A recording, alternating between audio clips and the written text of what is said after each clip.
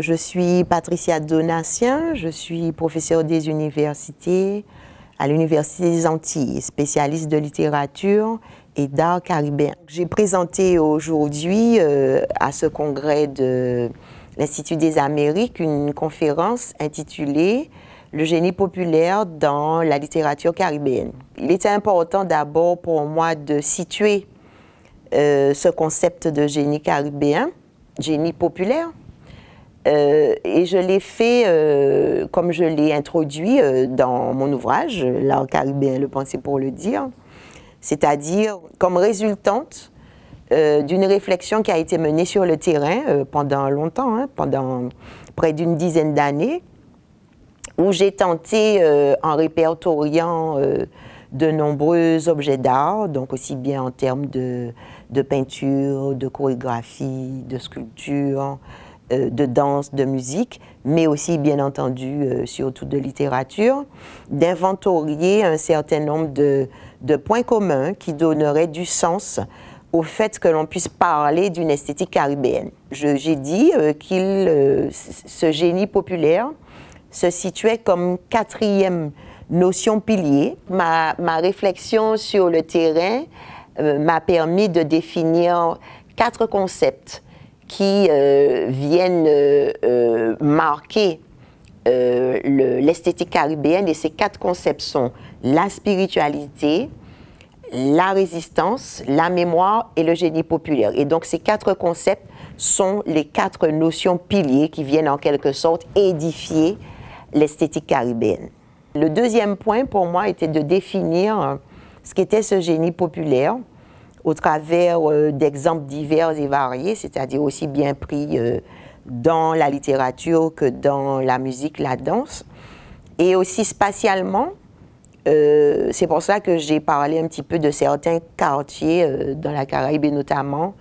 le quartier populaire de Terre-Saint-Ville à Fort-de-France,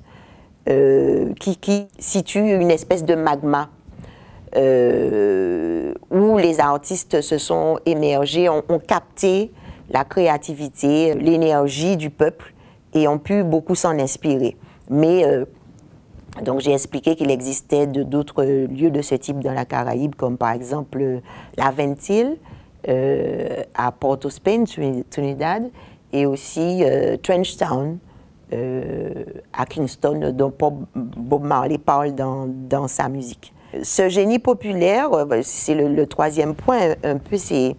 exercé très fortement dans la littérature, et j'ai choisi dans un premier temps de parler de 2 poétesses jamaïcaines, Lorna Goodison et Louise Bennett, qui ont fait beaucoup d'utilisation de ce génie populaire, et notamment de la langue créole. Non seulement de cette langue créole, comment elle va venir donner une autre sonorité, elle va venir donner une autre structure, mais qu'elle apporte aussi des gestuels, elle apporte aussi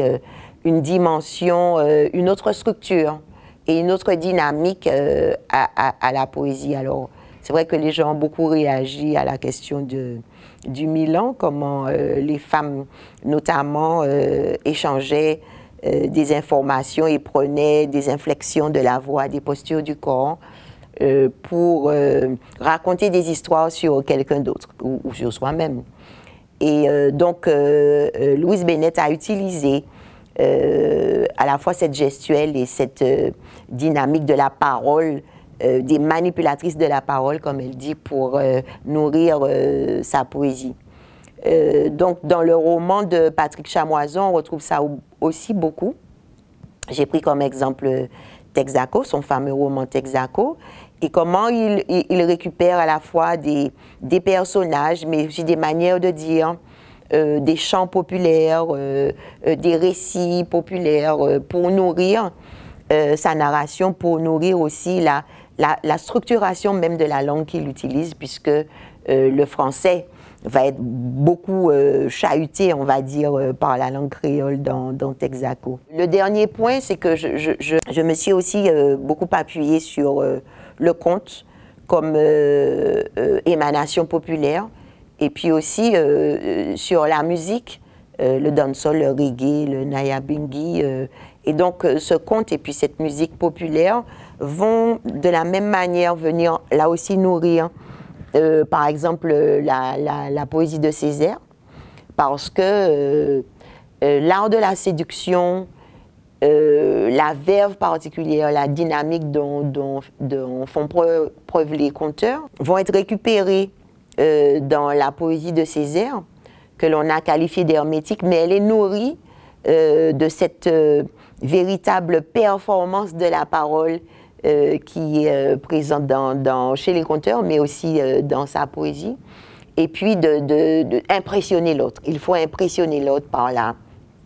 qualité de la langue, la complexité de la langue. Donc c'est vrai qu'il n'écrit pas en créole, mais il écrit à la manière de dire des conteurs créoles. Et c'est ça qui est intéressant et que l'on retrouve aussi chez Miller. Et la rythmique de la langue que l'on trouve chez Césaire, même s'il écrit en français, on va retrouver aussi cette rythmique de la langue d'un auteur qui écrit 60 ans après Césaire, qui est Miller et qui est un jeune auteur jamaïcain, et qui va utiliser la rythmique de la langue créole, mais aussi la rythmique de la musique. Donc le Nyabinghi qui est lourd, qui va venir marquer par des silences très appuyés la réflexion des personnages et la réflexion qui transpire dans la langue, et puis aussi le sound system là qui est beaucoup plus électrique, qui est foudroyant et qui là aussi vient donner une vibration très particulière au récit. Donc voilà en gros ce que je voulais expliquer, comment tous ces auteurs vont venir récupérer des expressions différentes du génie populaire pour définir une autre écriture et puis s'exprimer non pas en dehors du peuple mais au sein même du peuple.